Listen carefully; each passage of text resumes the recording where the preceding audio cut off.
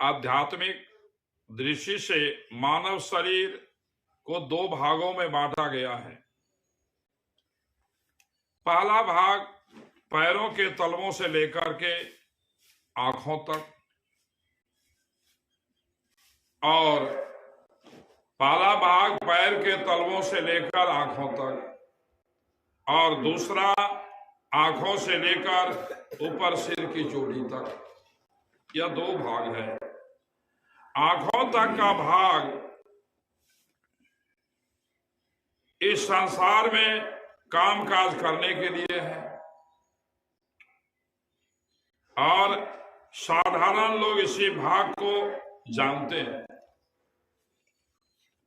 ज्यादातर लोगों को मालूम नहीं है कि आंखों से ऊपर का भाग मन और आत्मा का संबंध ऊंचे आध्यात्मिक मंडलों से जोड़ने के लिए है। यह मालूम ही नहीं है। यह तो कोई संत महात्मा ही जानते हैं।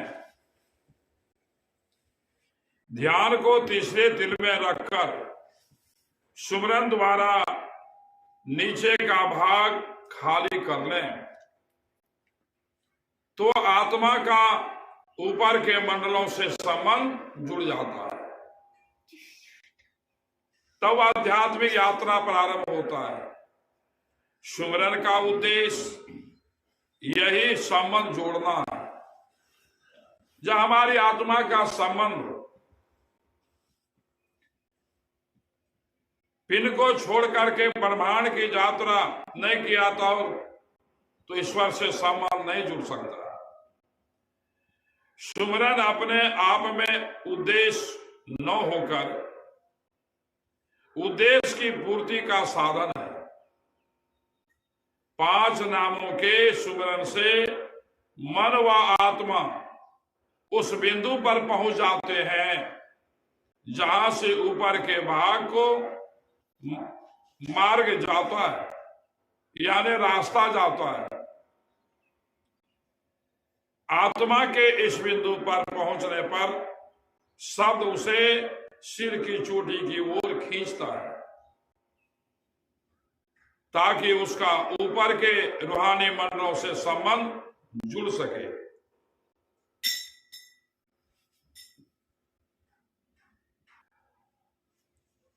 मनुष्य सृष्टि का सिरमौर है। यह सृष्टि में जितने 84 लाख जीव हैं, सबों का सिरमौर मनुष्य है। कुल रचना का सबसे श्रेष्ठ जीव है। प्रकृति ने उसे प्रत्येक सृष्टि से संपूर्ण बनाया है। प्रकृति के भेदों को खोलने तथा अपने कार्य परमेश्वर से अपने कर्ता परमेश्वर से मिलाप कर सकने की युक्ति भी इसके अपने अंदर है। मनुष्य जन्म की प्राप्ति जीव का परम सौभाग्य है, परंतु मनुष्य का उत्तरदायित्व भी उतना ही बड़ा है। इनको मनुष्य समझ नहीं रहा है कि हमारा उत्तरदायित्व कितना है। यह सिर्फ सोचता है खाना पीना सोना, भय और मैथुन करना। इतना ही नहीं है,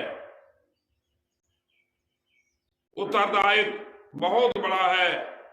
जब जीव को सृष्टि के शिखर पर पहुंचने का सौभाग्य प्राप्त हो गया है तो उसे चाहिए कि नाम की सीढ़ी पर, कौन नाम? ध्वन्यात्मक नाम की सीढ़ी पर चढ़कर आध्यात्मिक उन्नति के मार्ग पर चलें। यह मार्ग अंत में मनुष्य को उसके निज घर सचखंड में ले जाएगा जहां से वह आया है। यदि जीव ऐसा नहीं करेगा तो नीचे गिरेगा, यानी फिर 84 का भोग भोगेगा और उसे अपनी इच्छाओं, कर्मों व प्रकृतियों के अनुसार इस परिवर्तनशील संसार में भटकना पड़ेगा और कई जोनियों से गुजरना पड़ेगा। सृष्टि का दर में 4 खानी 84 लाख जियाजून है। इस सभी शरीरों में भटकना पड़ेगा। हमारे शरीर में तीसरा तिलवा स्थान है, जहां हमारी आध्यात्मिक यात्रा का पहला भाग समाप्त होता है और दूसरा प्रारंभ होता है। मनुष्य इस स्थान से ऊपर की ओर भी जा सकता है और नीचे भी गिर सकता है। सभी संत महात्माओं ने अपने अपने समय में संसार को यही संदेश अथवा उपदेश दिया है। क्या है मनुष्य, जागो, अपना कार्य करो। लेकिन यह मनुष्य संत महात्माओं के बातों पर ध्यान नहीं देता और संत महात्माओं के बाहरी पूजा पाठ को कर्मकांड बना करके उसी को सत्संग कहता है। हमारे प्यारे सदगुरु महाराज भी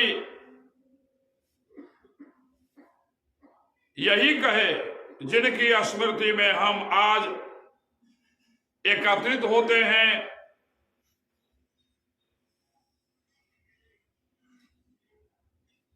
व्यास में हुजूर सावन जी महाराज ने उस जीवों को सहायता की जिन्होंने उनके उपदेश को अपनाया। जयमल सिंह महाराज ने उन जीवों को सहायता की जिन जीव ने जयमल सिंह जी महाराज को अपनाया। जिन जीवों ने सावन सिंह महाराज को शरण में गए उनको अपनाया, वह उनकी सहायता की।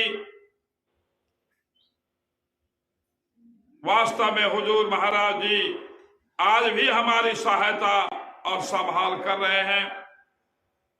मैं इससे अधिक और क्या कर सकता हूं? किनको कर रहे हैं? अपने शिष्य को,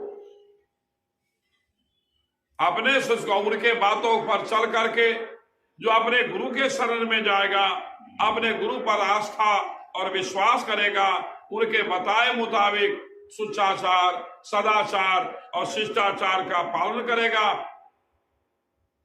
और अंदर में पिंडी मन को ब्रह्मांड में ले जा करके ध्वन्यात्मक नाम का सुमरन करते हुए 5 मंडल